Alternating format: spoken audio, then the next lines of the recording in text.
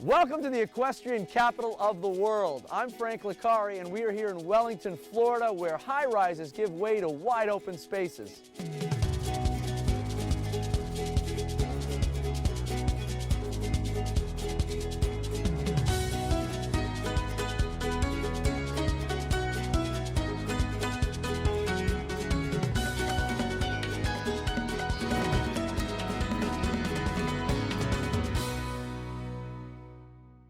This program is brought to you by Discover the Palm Beaches. Visit thepalmbeaches.com for more information. If we were to go to a map, tell me exactly, for somebody that's never been here, how do you find Wellington? Well, you go to Palm Beach first, and you go directly west about 12 miles, and you're in Wellington. And Wellington. How did this all come about from the beginning? So we go back to what year? Well, back in the 50s, Charles Oliver Wellington bought up a lot of land around here, and it was kind of a swamp land. So they actually started the Acme district. It was a special drainage district. The Acme district? Yeah, and they helped to drain the land, and then it became farmland. Okay. And I mean, actually where the Aero Club is, there'd be pepper fields all over the place, Really? and strawberry fields all over the place. I heard that Wellington was like the premier strawberry growers, right? Yes, Is it still that way? No, there are no more. Got rid of them. There's airplanes flying There's in and airplanes out. now, so we got rid of the strawberries. Yeah, replaced them we with put airplanes. them in houses. All right. We're here with the real-life horse farmer, Andrew Beller. Tell me about your lifestyle here. What's a typical day for you like out here? We start about 6 in the morning. We feed our horses. We start cleaning our stalls. After that, we put the horses out. We actually let 2 of our horses run around the property. Okay. We have a mini horse. Really? That's a mini horse. That's a mini horse, everyone. Do you raise the horses? Do you do that for a specific reason, or it's just for your own? We just do, we're Western pleasure. Is there an Eastern pleasure? No. In Wellington, you have a multitude of different types of horse farms. Hunter-jumper farms. Gotcha. That's what I was Dressage getting. There you farms. go. Then we also have the top polo players in the world. They call Wellington the equestrian capital of the world. Right. For 4 months of the year. So this is Charm.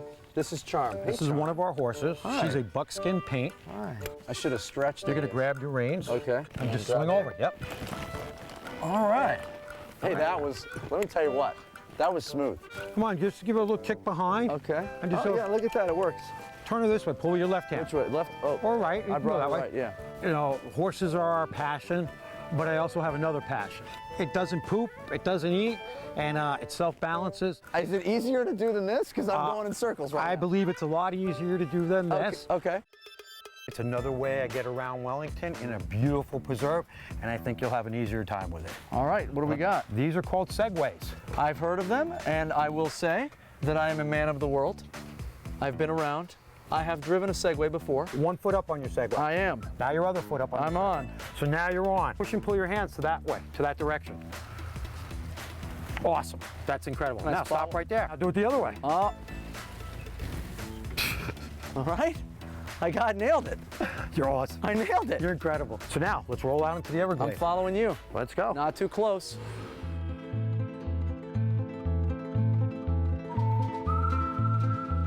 We're going to go out into Marjory Stoneman Douglas Everglades habitat. Right. It's a 365-acre preserve.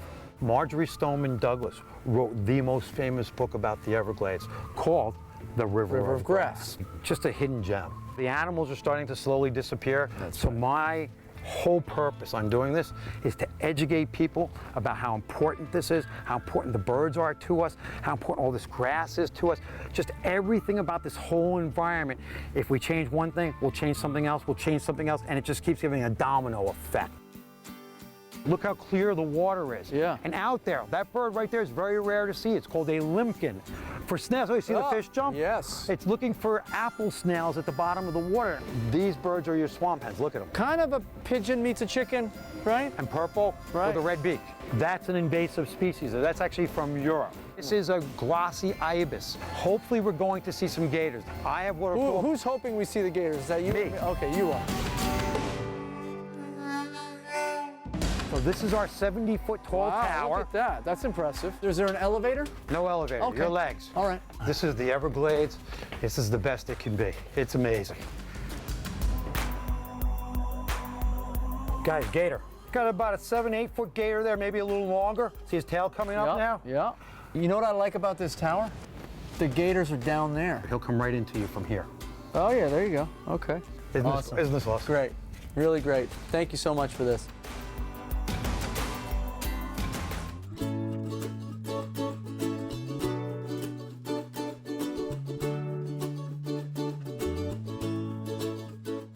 I'm here with Sandra Harman, and she is in the middle of creating a masterpiece. This is one of my favorite places in Wellington. Literally 15 minutes out of my door and I'm here.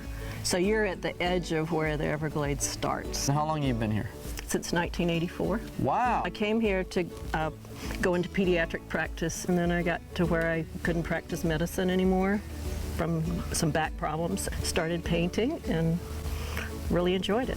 The arts community obviously has grown, right? We have a lot of opportunities to exhibit our art with Wellington Art Society. We have the new community center and the Sure. new city hall in Wellington. That's fantastic. Yeah. But let's get to the real nitty-gritty here.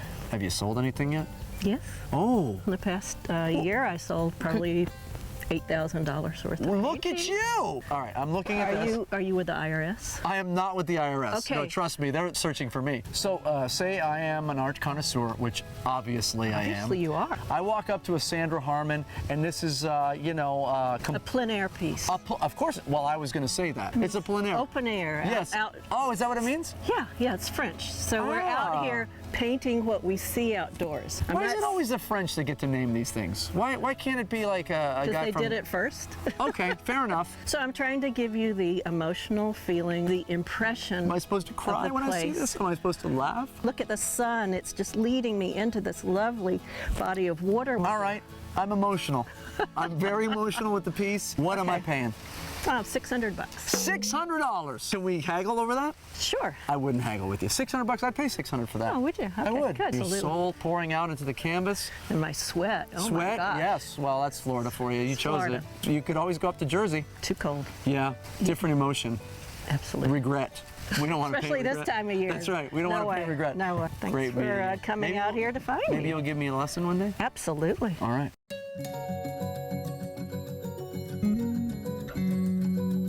So in a town predominantly known for its equestrian activities, what role does the art community have here? The main focus of the Wellington Art Society, we're a nonprofit, Okay. and we raise funds for scholarships for high school seniors who are continuing Continuing their to do it. education That's in great. art, and it's very exciting.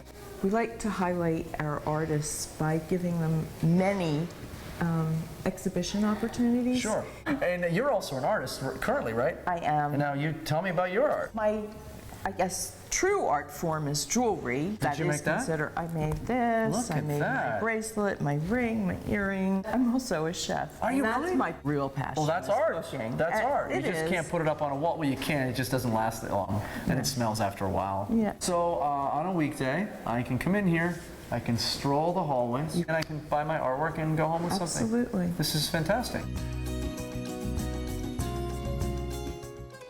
So we're here at Gabriels Cafe and Grill. The first question I have for you: were you always in the restaurant business? Yeah, or- all my life. Where I come from in Italy, I was born into restaurant business. How do you find Wellington? How do you get here? One day we decided to come down and visit. 6 months later, I was here. There's a little cafe for sale. I bought it, and from 1990, So I'm now, here. 90% of our customers, they're my friends. sure, they know They're you. regular. Do they call you Gabriel or they call you Gabriele? Gabriel. Gabriel. Everybody calls you Oh, Gabriel. Gabe. I'm going to call you Gabriele. If I'm in town and I'm coming to Gabriel's, what's the signature dish? That's the Gabriel salad. You're talking my language already. My wife, she named that salad, but I put it under Gabriel. You named it the Gabriel because you were like, this is all stuff I like. Well, that was great. So that's the strawberry banana Nutella crepes. I grew up eating Nutella every morning. True story. Very good. Now, it's interesting that an Italian, such as yourself, would tell me to have the Cuban.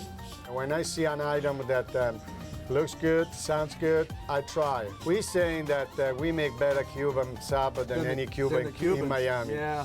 Maybe I'll come in as a guest chef one day.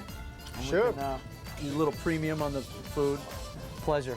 Thanks, Oh, Gabriel. oh my, piacere. Come over and check out Gabriel's Cafe and Grill, guys.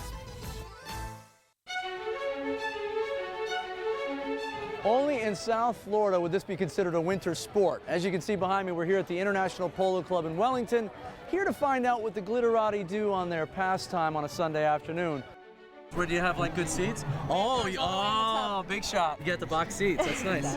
Yeah, do you really do like polo? Love polo. Yeah, do you like polo, the game, or do you like the guys who play polo, or do you like the atmosphere? All of the above. Okay. Our fundamental view was let's create an environment that's a great family environment with a lot of free entertainment. There's a great passion for horses, and the business we're in isn't polo, it's really horses. Yeah. Wellington is something we call the equestrian lifestyle destination. Friday nights dressage, Saturday nights are show jumping, Sunday polo. Polo, jumping, and dressage contribute over $200 million of economic impact to Palm Beach County, and it's really turned into sort of the place to go in the winter for horse sport. So what usually happens around halftime during the game is we get to come out and do a little Pretty Woman. We get to stomp the divots. I was told that we were going to be stomping things. You want the people to come out and sort of stomp those divots back into the ground. Right, but nobody's stomping. They're just eating ice cream and drinking champagne. They usually do that in the begining as they're walking. I didn't see anybody stomping. There's a good example of it. Oh, okay, here's an actual divot. That's a deep one. Do you want to give us a hand, sir? Work the divot, Come on, what are you out here? You came out here just to get a drink? This is what we're supposed to be doing out here. Did you know that? I know, I've done a couple. You did them? Oh, nice, thank you for participating. You are the golden voice of the polo, the International Polo Club. You know, I started in the sport myself as a player in the 60s, and we had a real major growth. Now we're starting to grow again, and we're trying to really build more awareness of the sport. You get to do this on the weekends. Life is good for you. It sure is. Anytime you can work at what you love. For your entire career. Yeah, it's great. You guys won, congratulations. Coca-Cola team. How long does it take for you to become this good at this sport? I started playing when I was 9. We moved here from Nicaragua when I was 7. My father played in Nicaragua, and then we came here. He lived in Wellington. That's when Palm Beach Polo had just opened in 1979. Sure. So I was fortunate enough to grow up at the capital of polo in the United States. That's so incredible. Yeah. I have no chance in becoming good at this sport, right? You have to start young. Be honest, right? Because I couldn't start now. You won't become a pro. I mean, you can become. My hopes and dreams have just been shattered. We're so proud to show off the Winter Equestrian Festival, and for 3 months of the year, we are the winter equestrian capital of the world with the best of sport horses, show jumping, dressage, and polo.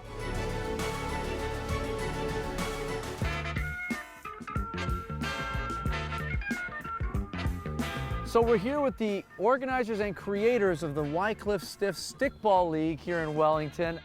This is Marty, that's Harry. Tell me how this gets started. So what we did is we created a field. And when you say field, it's concrete. Concrete. Yeah. Yep. We have stadium seating, ice water, and we have 17 or 18 players on a team. And we come out here every Tuesday. But let me tell you, with the tools of this little ball and the bats and this field, and the help of the Parks and Recreation in Wellington, we have generated excitement, interest, and we've brought people onto this field, whether to play or to sit in the stands, to share old stories, to schmooze, to tell old tales, to meet new people. Let's talk about this game here, the rules. Tell me the rules. What do we got? Is it like baseball? I can't slide on concrete. Well, we created our rules to modify for an age group of 45 to 90. Okay. Right. See, we have a 12-page rule book. Yeah. In fact, of the 12 pages, 11 and a half pages are because of one guy who keeps trying to stretch the rules. So we have to have 11 and a half pages Does of he the still play here? rule book. Yes, he does. Oh, man. Just for him. Are we giving him the name? Are we naming him? Are we calling him out? Oh, yeah, give him the name. Yeah. Marvin Sirota from Brooklyn. Marvin Sirota, 11 and a half pages for you, Marvin? Come on. Okay, so you have to understand, we do not have any umpires. Okay, so it's as when we were honor kids. system. We settled our differences in other ways. Well, but you we got didn't have sticks in your umpires. hand. Yeah. What else do you need? So you settle all your own disagreements. Can we get? Can I play a little bit? By all means. Let's do it. Let's go. Whoa! Frank, give me a hand. Okay. That's a double. That's a double? That's a double. So here with Bruce Delaney, the director of the Wellington Parks and Recreation. Now, you are the one responsible for all the fun that's being had behind us here? Yes, I'm going to take credit for everything that you can, my Absolutely. friend. What's Parks and Rec for you? Parks and Recreation is a wide range of activities that we have here in Wellington. We have our amphitheater here, we have Scott's Place, we have a community center, we have an aquatic center, we have a 93-acre athletics facility, we have a girls softball facility, we have a dog park. Wow. We have pretty much anything that you might be interested in here in the village of Wellington. So you're kind of like Mr. Fun then, right? You're the guy that's like, if I want to have fun in Wellington, I got to come and see Bruce, and like. That's exactly That's right. So we're here with Dell and Barbara Williamson. We are in a park that I have now talked to numerous people, and they say that this is sort of the center of their world on a weekly basis. We hope so. So tell me a little bit about how this came about for you. I saw a TV program in Atlanta about a mother who had a pretty good sized special needs son in a wheelchair, and she was trying to get the town council to put up a boundaryless park. We decided to see if we could do something like that. So the park is called Scott's Place. Where does that come from? Well, many years ago, we had twin boys, and one of them only lived about 7 days, and the other one lived 6 years. Wow. And his name was Scott. When we got together with Liz Benequisto and some of the town fathers, they asked us what we would like to call the park, and we said, Scott's Place. Well, that's an amazing, I mean, having that experience in your life, obviously, and turning that into something that you're giving back to the community, that's a really amazing thing. We're hoping that this helps. Passing it forward. Community. You bet. That's fantastic. Here at the Florida Rowing Center with Gordon Hamilton, you're the head coach here, right? Yes. It's really the only rowing center that is operating in the winter. We run 3- and 4-day sessions. The international racing distance is 2,000 meters. This lake is almost exactly 2,000 meters. Oh, wow. You know, it's beautiful. The surroundings, you know, there's every kind of bird you want to see. Yeah. there. Now, they don't call it rowing, they call it? Well, this is sculling. Sculling is when each individual has 2 oars. The technique seems very like... Oh, yeah. Every movement. It's like a golf swing. It's more than that. It's a golf swing on water. Ah. This looks easy, but it's kind of a pat your head, rub your tummy kind of a thing. So there's a reason for every movement that you make, and every movement you make has an impact on how the boat moves. It's very, very refined. But we have levels from absolute people who've never been in the water before. There you go. That's where I want to be, down there. Up to the first-class racing. I'm a city boy. I don't do a lot of, I don't do a lot of water. It's not. It's not. I know you're going to enjoy it. Oh, of course I will. Thank you. I've never rowed, so this should be interesting. I'm in the boat and I haven't tipped over. Okay, now send them away. Put your knees flat down. Let's make that oar square. Wait. Lay them flat on the water. And take your stroke. Gentle. Keep breathing. All right, that's it. Now we're cooking.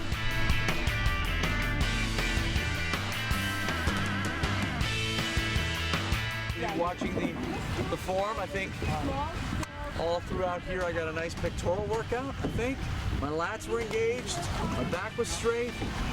Hope you guys caught all that on camera. Down the street, just a ways from Wellington, you'll find the Glades, a group of small towns along the southeastern shore of Lake Okeechobee, where the pace of life is just a little bit slower. Belle Glade, Pahokee, and South Bay make up the agriculturally rich Glades region, and it boasts one of the state's best eco-adventures, hiking the Lake Okeechobee Scenic Trail along the Herbert Hoover Dike. You can hike it, bike it, or even rollerblade along the 100-mile trail while taking in some of the most serene and beautiful views of Lake Okeechobee. You can camp or get out on the lake for fishing, water skiing, and more at Belle Glade's Torrey Island Campground and Marina. Be sure to check out the swing bridge at Torrey Island. It's the oldest swing drawbridge in Florida, and it has to be hand-cranked. In Pahokee, you can pull your RV right up to Lake Okeechobee at the Pahokee Marina and Campground and enjoy stunning, unobstructed sunsets. And if you're in need of a spot of culture, check out the latest dance, music, and theatrical performances at the Dolly Hand Cultural Arts Center on the Palm Beach State College Glades campus. Now, let's head back to Wellington. We're in the middle of the Aero Club here. It is actually a flying community. And I don't think many people would know that it was here. It's sort of tucked away, but it's in the middle of town. It's fantastic. I mean, we have a 4,000-foot runway, which was paved in the last few years. There are 245 homes, roughly. 80 to 90 have hangars. Right. I mean, and by the way, this hangar is pristine. Are you the rebel, or was the plane the rebel? Yes. Both? I was told this has some guns on it. Is Yes, that right? they're in the wings. It took us 3 years to restore it. I do about maybe 6 air shows a year. It's a great lifestyle.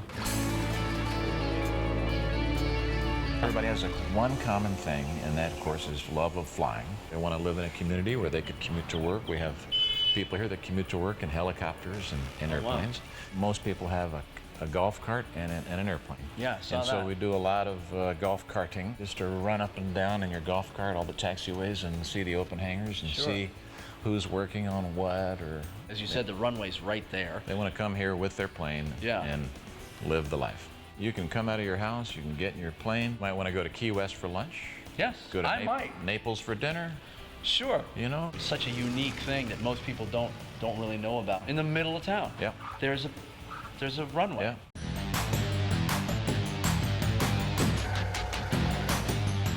What brought you to Aero Club? Well, I was looking for a place to hang my airplane and to buy a hangar.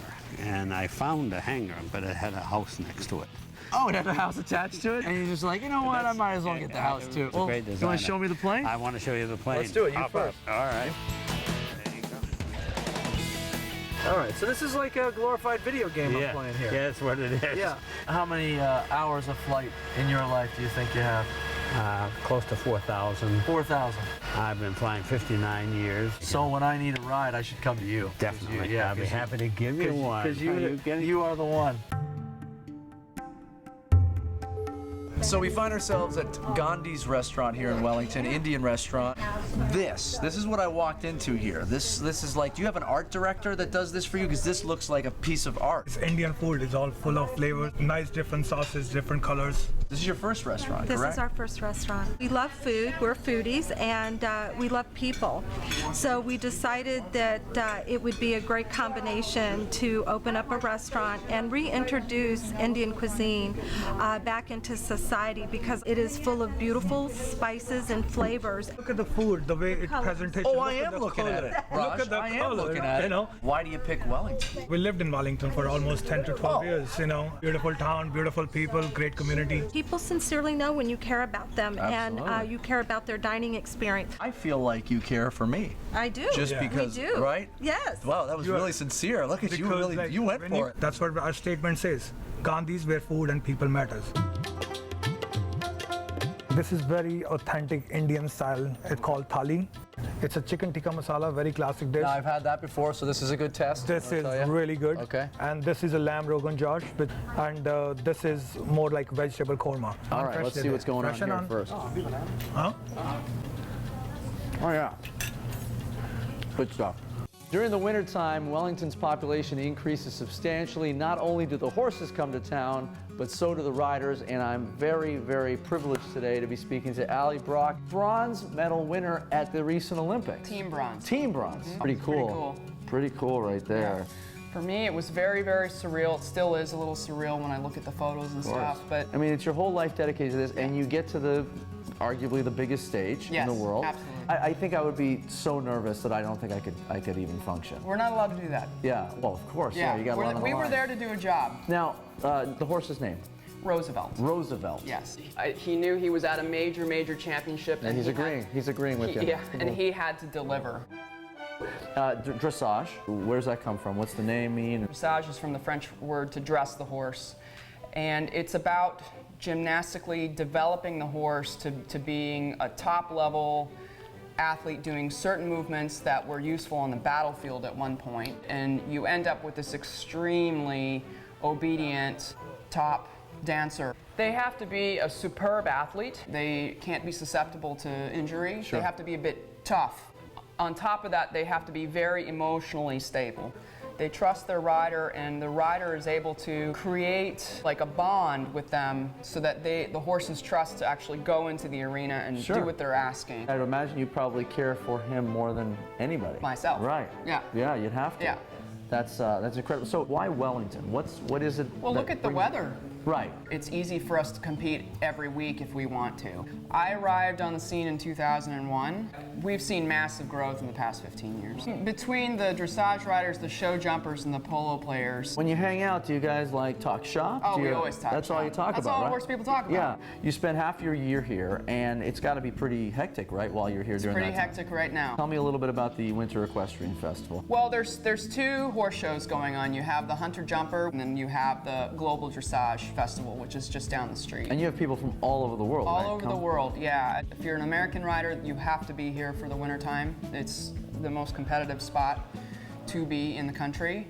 And we still have a lot of Europeans coming over as well, competing, especially in the show jumping, and then also South Americans, Central Americans coming as well. So it becomes this hot spot.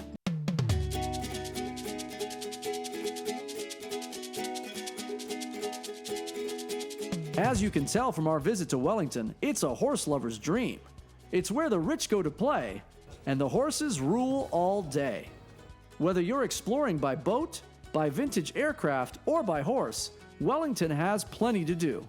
We hope you enjoyed discovering Wellington, and that you'll join us the next time we go on the town.